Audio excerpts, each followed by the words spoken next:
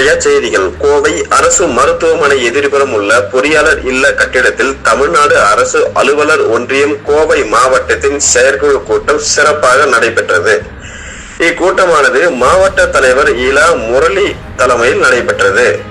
இக்கூட்டத்தில் தமிழக முதலமைச்சர் கடந்த பொது தேர்தலில் அளித்த வாக்குறுதிக்கிணங்க தமிழக அரசில் பணிபுரியும் அரசு அலுவலர்களின் நீண்ட நாள் பிரதான கோரிக்கையான பழைய ஓய்வூதிய திட்டத்தை அமுல்படுத்திட கோரியும் தமிழக அரசில் பணிபுரியும் சத்துணவு பணியாளர்கள் மற்றும் அங்கன்வாடி பணியாளர்கள், ஊர்ப்புற நூலகர்கள், மேல்நிலை நீர்த்தேக்க தொட்டி இயக்குபவர்கள், எம்ஆர்பி செவிலியர்கள், பண்ணை பணியாளர்கள், தூய்மை பணியாளர்கள், மஸ்தூர் பணியாளர்கள் மற்றும் தூய்மை காவலர்கள் உள்ளிட்டோர் பெற்று வரும் மதிப்பூதியம், தொகுப்பூதியம், சிறப்பு காலமுறை ஊதியம் வழங்கும் முறையை ரத்து செய்து காலமுறை ஊதியம் வழங்கிட கோரியும், மேலும் தமிழக அரசு அலுவலர்களுக்கான மருத்துவ காப்பீடு திட்டத்தில் உள்ள குறைபாடுகளை களைந்து தமிழக அரசு அலுவலர்களின் மருத்துவ காப்பீட்டு திட்டத்தை தமிழக அரசு ஏற்று நடத்திட கோரியும், தமிழக அரசில் பணிபுரியும் பல்லாயிரக்கணக்கான தொகுப்பூதிய தினக்கூலி பகுதி நேர பணியாளர்கள்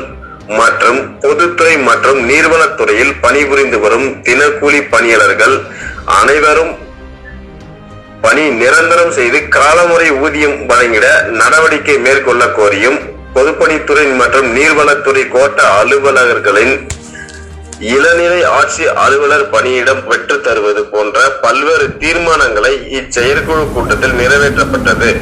மாவட்ட தலைவர் இளமுரளி, தமிழ்நாடு அரசு அலுவலர் ஒன்றியம், கோவை மாவட்டம்.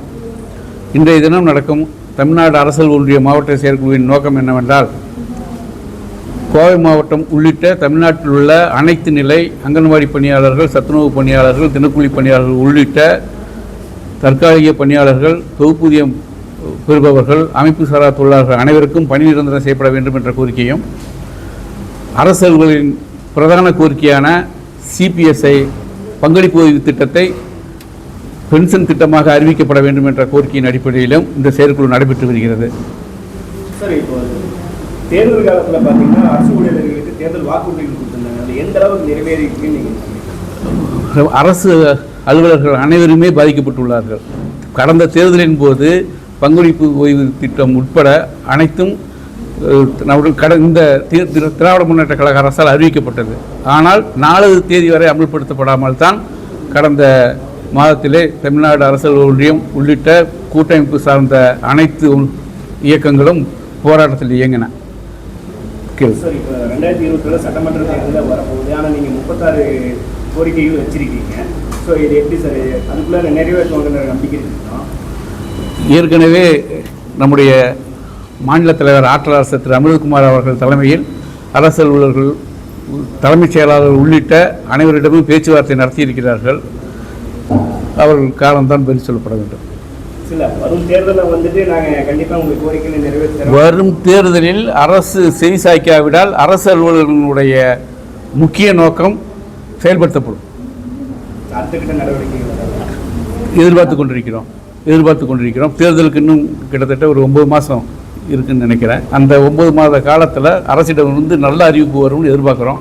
நல்ல அறிவிப்புக்காக காத்திருக்கிறோம்.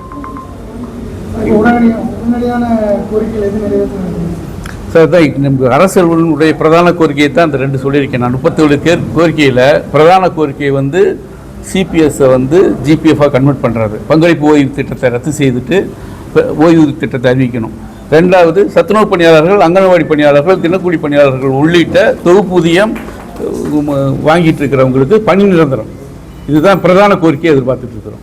அங்கன்வாடி ஊழியர்களுக்கு பார்த்தீங்கன்னா பகுதி நேர சம்பளம் தான் இப்போதைக்கு வழங்கிட்டு இருக்காங்க. ஸோ அது முழு நாள் சம்பளம் கேட்டு ரொம்ப நீண்ட நாளாக கோரிக்கை வச்சுருக்காங்க. அது நிறைவேறாமல் இருக்கு. அது சம்பந்தமாக தான் இந்த சத்துணவு பணியாளர்கள் உள்ளிட்ட அங்கன்வாடி பணியாளர்கள், சத்துணவு பணியாளர்கள், தொகுப்பூதியம் வாங்குறவங்க எல்லாருமே மெயினாக இவங்களை பணி நிரந்தரம் செய்யணுங்கிறதுக்கு வேண்டி தான் நம்ம ஆர்ப்பாட்டத்தில் ஈடுபட்டோம். இந்த கோரிக்கை அரசால் இன்னும் கவனிக்கப்படாமலே இருக்கிறது. இந்த காலகட்டத்தில் அறிவிப்பு வரும் என எதிர்பார்க்குறோம். வேற கட்சிகள் தேர்தல் சமயத்தில் வாக்குறுதி வைத்து நீங்கள் அவங்களுக்கு நம்ம இப்போ அரசை ரொம்ப உன்னிப்பாக கவனிச்சுட்டு இருக்கிறோம். அரசு அலுவலர்கள் அனைவருமே அரசினுடைய நடவடிக்கைக்காக உன்னிப்பாக கவனிச்சுக்கிட்டு இருக்கிறோம். இந்த 9 மாதத்திற்குள் அரசு அலுவலர்களுக்கு நன்மை பயக்கும் அரசாக அமையும்னு நான் நம்புகிறேன். அதன் பேரில் தான் நம்முடைய நடவடிக்கை அமையும்.